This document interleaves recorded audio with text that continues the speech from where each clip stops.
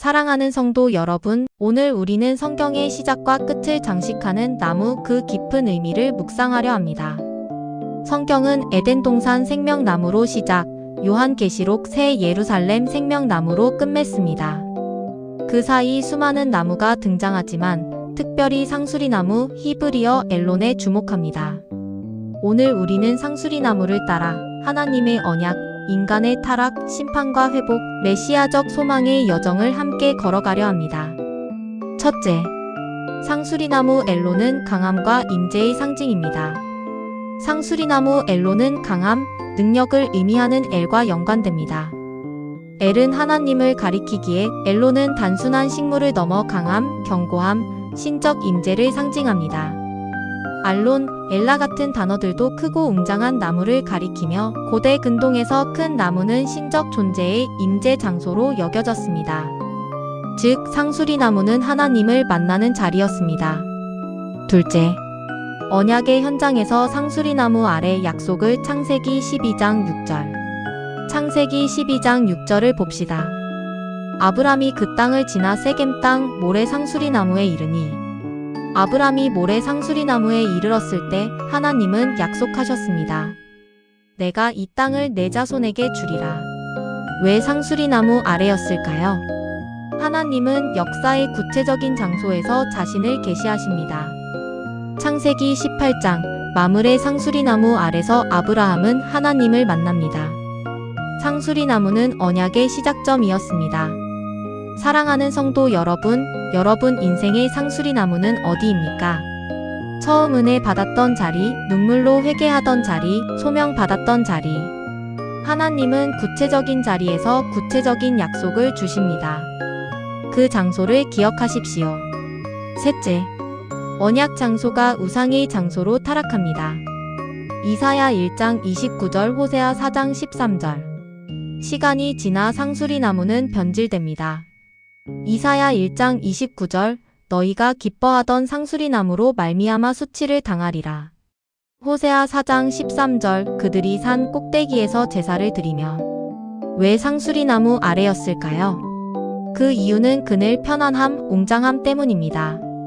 여기에서의 편안함은 하나님의 임재와 다릅니다. 형식은 남았지만 언약은 사라졌습니다. 이스라엘 백성들은 상수리나무 아래 하나님 대신 자신을 예배했습니다. 언약 장소가 우상 숭배 장소로 변질된 것입니다. 오늘 우리의 예배는 어떻습니까? 교회는 다니지만 하나님은 잊고 있지는 않습니까? 상수리나무 아래 하나님 대신 자신을 예배하고 있지는 않습니까? 넷째, 이사야 6장 13절 말씀을 보면 그 중에 10분의 1이 아직 남아있을지라도 상수리나무가 배임을 당하는 것은 심판입니다. 그러나 그루터기는 은혜입니다. 히브리어로 그루터기는 마체베트, 완전히 뽑히지 않았다는 뜻입니다. 하나님은 언약을 완전히 폐기하지 않으십니다. 심판 중에도 은혜를 베푸십니다. 사랑하는 여러분, 혹 여러분의 인생이 배임을 경험하고 있습니까? 사업 실패, 관계 단절, 건강 악화 기억하십시오. 하나님은 그루터기를 남기십니다. 심판 속에서도 언약을 붙드십니다. 다섯째, 메시아의 등장입니다. 이사야 11장 1절. 이사야 11장 1절은 예언합니다. 이새의 줄기에서 한 싹이 나며. 싹은 히브리어 호테르, 잘린 줄기에서 새 생명이 돋아나는 것입니다. 이는 예수 그리스도의 예언입니다. 십자가는 배임, 부활은 새싹입니다. 절망 속에서 피어나는 소망이 예수 그리스도입니다. 베드로전서 2장 24절은 말씀합니다. 친히 나무에 달려 그 몸으로 우리 죄를 담당하셨으니. 나무는 헬라어 술론입니다. 십자가는 저주의 나무였지만 우리에게 생명의 나무가 되었습니다. 예수님은 요한복음 15장에서 나는 참 포도나무요라고 말씀하셨습니다. 구약 상수리나무가 장소적 상징이었다면 예수님은 언약 그 자체가 되셨습니다. 여섯째, 종말의 완성인 생명나무의 회복입니다. 요한계시록 22장 2절. 요한계시록 22장 2절, 새 예루살렘의 생명나무가 다시 등장합니다. 강 좌우에 생명나무가 있어 12가지 열매를 맺대.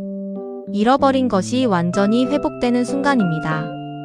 상수리나무는 역사 속 언약 현장이었고 생명나무는 영원한 생명의 완성입니다. 하나님과의 완전한 회복, 죄와 사망으로부터의 완전한 자유를 누립니다. 결론적으로 당신의 인생은 지금 어디에 있습니까? 사랑하는 성도 여러분, 당신의 인생은 어디에 있습니까? 상수리나무, 우상 숭배, 배임, 그루터기, 셋다. 어디 있든지 하나님은 언약을 포기하지 않으십니다.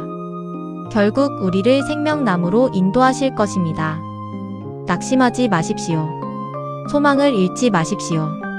사랑하는 성도 여러분, 오늘 말씀을 통해 다음 5가지를 적용합시다. 하나, 나의 상수리나무를 기억하십시오. 하나님을 처음 만났던 순간을 기억하십시오. 둘, 내 안의 우상을 제거하십시오. 하나님보다 더 사랑하는 것은 없는지 돌아보십시오. 셋, 배임의 순간에도 소망하십시오. 고난 속에서도 하나님의 언약을 붙드십시오.